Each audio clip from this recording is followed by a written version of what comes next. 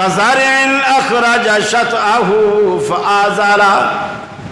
صحابہ کی ابتدائی جو کمزور زندگی، شروع اسلام کی جو کمزور زندگی، اس کی مثال دیتے ہوئے رب العالمین نے بیان فرمایا کزرع اخرج شطأہ. ارے تم دیکھتے نہیں جب کوئی کسان کھیتی باڑی کرتے ہوئے کسی بھی چیز کا بیج زمین میں دفن کر دیتا ہے، زمین میں گم کر دیتا ہے، کچھ عرصے بعد اس کی بالکل ایک کونپل باریک اور کمزور سی زمین کا سینہ چیر کر باہر نکلتی ہے. اتنی کمزور ہوتی ہے کہ اگر چڑیا چونچ مارے تو اس کی چونچ سے بھی ٹوٹ سکتی ہے، لیکن دیکھتے ہی دیکھتے وہ بڑھتی چلی جاتی ہے، بڑھتی چلی جاتی ہے. وہ اتنا تناور درخت ہو جاتا ہے جو کھیتی باڑی کرنے والے کسان ہیں انہیں خوش کرتا ہے.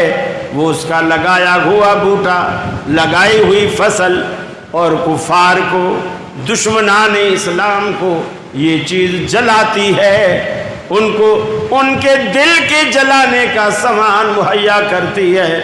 اور فاستوى على سوقه، اپنی مضبوطی کے ساتھ اپنی پنڈلی پر، گویا اپنے تنے پر اتنا مضبوط کھڑا ہو جاتا ہے وہ درخت کہ جسے چڑیا بھی چونچ مارتی تو ٹوٹ جاتا.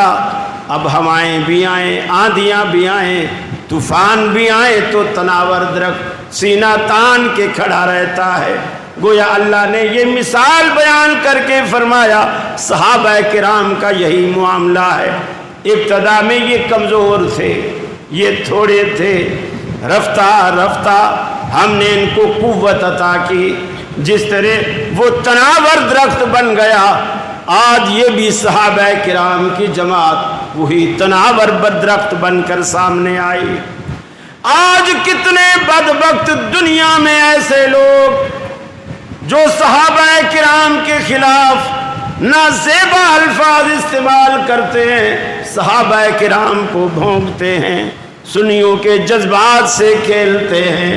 ارے دنیا کو یہ تو بتایا جاتا ہے صدیق حضرت علی المرتضیٰ کو رضی اللہ تعالی عنہ اللہ کے حبیب نے ہجرت والی رات اپنے بستر پر سلایا. ٹھیک ہے، مانتے ہیں، بڑی فضیلت کی بات. اللہ کے نبی کے بستر پر حضرت علی ساری رات سوئے، بڑے فضیلت کی بات ہے. لیکن میرے بھائیوں یہ بھی تو مانو سیدہ عائشہ صدیقہ رضی اللہ تعالی عنہ کئی سال تک نبی کے بستر پر سوتی رہی. ارے اس کی بھی تو فضیلت کا اقرار کرو، اس کی بھی تو فضیلت کو مانو.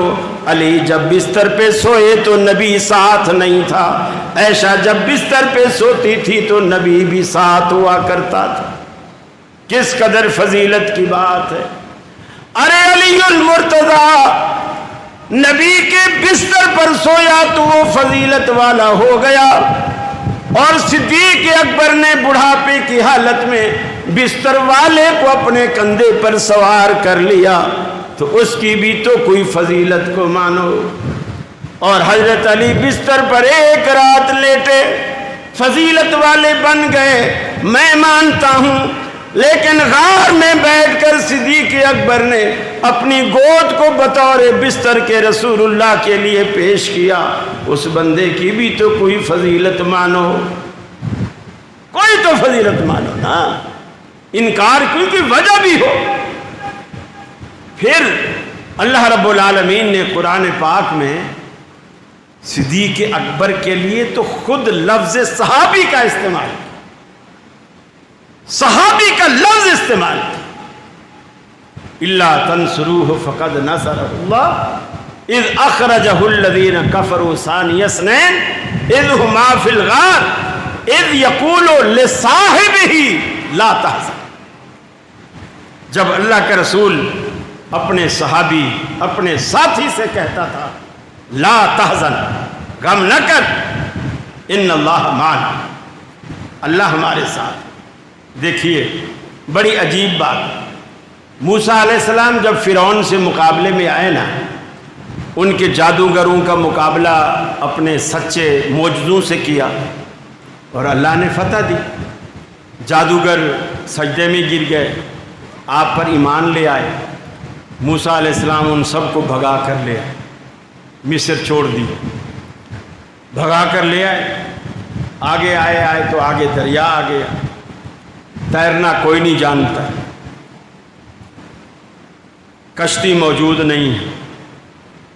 اب وہ نئے نئے مسلمان ہوئے تھے، انہوں نے تو سارے کوسنے موسیٰ علیہ السلام کو دیے، اے موسیٰ تو نے تو ہمیں مروا دی۔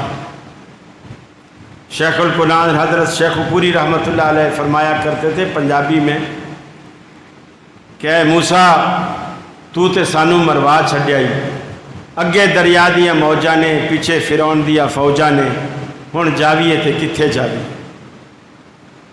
آگے دریا کی موجیں ہیں، پیچھے فرعون کی فوجیں ہیں، ہم بیچ میں پھنس گئے۔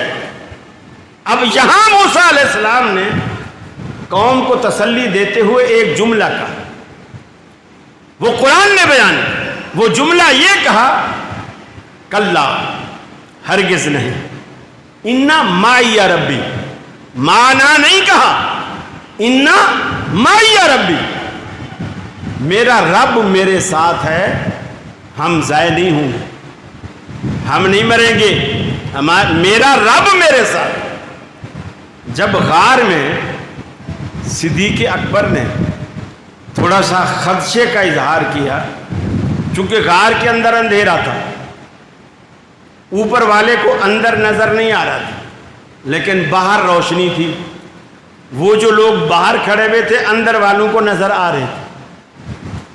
جیسے آج کل بعض شیشے ایسے آتے ہیں جو جدھر روشنی ہوتی ہے ادھر نظر آتا ہے، جدھر اندھیرا ہوتا ہے اس طرف نظر نہیں آتا۔ دن کو جیسے گھر میں آپ بتی وتی کچھ نہیں جلاتے ہو، باہر روشنی زیادہ ہوتی ہے تو باہر والوں کو اندر نظر نہیں آتا، اندر والے باہر کا سب کچھ دیکھ رہے ہوتے ہیں۔ اللہ نے وہ کچھ ایسا سسٹم بنا، مکڑے نے جالا بھی بنایا ہوا، اور کہتے ہیں کہ کبوتری نے انڈے بھی دیے ہوئے، واللہ واللہ۔ تو صدیق اکبر نے کہا کہ یہ لوگ ذرا سا بھی نیچے غور سے دیکھیں گے نا اللہ کے رسول، ہم نظر آ جائیں گے، ہم نظر آ جائیں۔ موسیٰ علیہ السلام نے کہا کلا انا معی ربی، ہرگز نہیں، میرا رب میرے ساتھ ہے۔ لیکن رسول اللہ نے یہ جملہ نہیں کہا، آپ نے فرمایا لا تحزن، ابو بکر گھبرا نہیں، ان اللہ معنا، اللہ ہم دونوں کے ساتھ، میرے ساتھ نہیں کہا، ہم دونوں کے ساتھ، ان اللہ معنا۔ ارے جن کے ساتھ اللہ ہو اس کو تو جنت میں جانے سے روکے گا؟ تیرا باپ بھی نہیں روک سکتا۔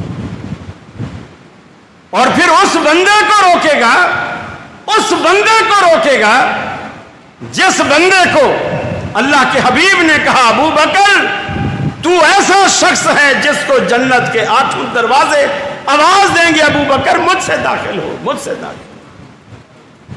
گویا جس دروازے سے تو داخل ہوگا وہ دروازہ خود کو خوش نصیب سمجھے گا۔ جس بندے کے داخلے سے جنت کا دروازہ خود کو خوش نصیب سمجھے، اس کو تو جنت سے محروم کرے تو ہی بد نصیب، تو بد نصیب، اپنی خیر منا۔ پھر وہ بندہ، اللہ کے رسول نے فرمایا مجھ پر جس نے بھی احسان کیا تھا، علی نے احسان کیا، ابو عمر نے احسان کیا، عثمان نے احسان کیا، طلحہ زبیر نے احسان کیا، عباس نے احسان کیا، جس نے بھی احسان کیا میں سب کے بدلے ادا کر چکا بدلے۔ ابو بکر ایک ایسا شخص ہے جس کے مجھ پہ اتنے احسانات ہیں، اس کے بدلے قیامت والے دن اللہ ہی چکائے گا، میں نہیں چکا سکا، اللہ ہی چکائے گا۔ اس شخص کے بارے میں کوئی گمان کرے، کوئی شک کرے؟ میرے بھائیو، رسول اللہ صلی اللہ علیہ وسلم نے بے شمار موقعوں کہتے ہیں جی خیبر فتح نہیں ہو رہا تھا، اللہ کے رسول نے علی کے ہاتھ میں جھنڈا دیا، پہلے تو لوگوں کو دیتے رہے، فتح ہی نہیں ہو، حضرت علی کے ہاتھ میں جھنڈا دیا، اللہ نے خیبر بھی فتح کرا دیا، اور رسول اللہ نے جب جھنڈا حضرت علی کو دیا تو حضرت علی کو ولایت بھی مل گئی، ولایت بھی مل گئی، ٹھیک، ہمیں اس سے کوئی انکار۔ لیکن جس کو اللہ کے رسول نے جھنڈا تھمایا اس کو ولایت مل گئی، یہ آپ بھی مانتے ہو، ہم بھی مانتے ہیں، لیکن جس کو اللہ کے رسول دنیا سے جاتے جاتے مسلح تھما کے گئے اس کو کچھ بھی نہیں ملا، جس کو آپ نے مسلح تھمایا، صدیق اکبر کی پوری خلافت میں سیدنا علی پیچھے نماز پڑھتے رہے، حضرت عباس پیچھے پڑھتے رہے، حضرت عثمان پیچھے پڑھتے رہے، حضرت عمر پیچھے پڑھتے رہے، حضرت حسن حضرت حسین پیچھے پڑھتے رہے، اور جب آپ بیمار تھے لوگوں نے آ کر کے کہا، اور کہنے والے کوئی غیر نہیں تھے، حضرت عباس حضرت علی دونوں ہیں، اللہ کے رسول مسجد لوگوں سے بھر چکی ہے، وہ آپ کی آمد کے منتظر ہیں، انتظار کر رہے ہیں۔ آپ نے فرمایا مجھ پہ پانی ڈالو، آپ پر ٹھنڈا پانی ڈالا گیا،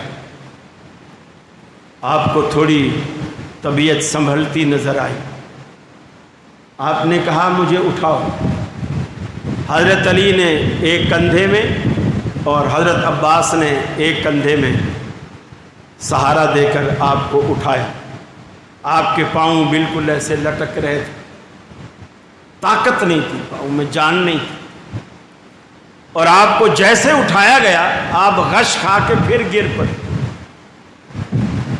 2 دفعہ ایسا کیا گیا۔ جب آپ نے دیکھا کہ مجھ میں ہمت مسجد تک جانے کی، حالانکہ گھر آپ کا کمرہ مسجد کے ساتھ جڑا ہوا ہے، یہ نہیں کہ 3 گلیاں دور سے آنا پڑتا، جڑا ہوا، آپ نے جب دیکھا کہ مجھ میں اب مسجد میں جانے کی ہمت نہیں ہے، حالانکہ کندھا دینے والے علی موجود ہیں، عباس موجود ہیں، وہاں دیگر صحابہ موجود ہیں، آپ کا دوہرا داماد حضرت عثمان بھی موجود ہے، اور آپ کے سسر حضرت عمر فاروق بھی موجود ہیں، سب موجود ہیں، لیکن آپ نے کیا فرمایا؟ مرو ابا بکر فلیصلی بالناس، ابو بکر سے کہو یہ میرا حکم ہے، ابو بکر سے کہو لوگوں کو نماز پڑھ۔ جس کو مسلح دیا اس کی کوئی فضیلت ہی نہیں، یہ تو مسلح تو وہ منصب تھا، مسلح تو وہ منصب تھا کہ تاکہ میرے بعد کوئی جھگڑا کوئی اختلاف کوئی پیدا ہی نہ، چنانچہ ایسا ہی ہوا، آپ کے بعد فوراً ابو بکر کا انتخاب کر لیا گیا، اور سارے صحابہ نے اس میں، حضرت علی بھی، سارے صحابہ نے اس کی بیعت کی۔ میرے بھائی ان چکروں میں نہ پڑو، صحابہ کی عزت کرو، ان کی محبت کو دل سے نہ نکالو، اللہ کی قسم صحابہ کا بغض لے کر کوئی بندہ جنت میں جا ہی نہیں سکتا، جا ہی نہیں سکتا۔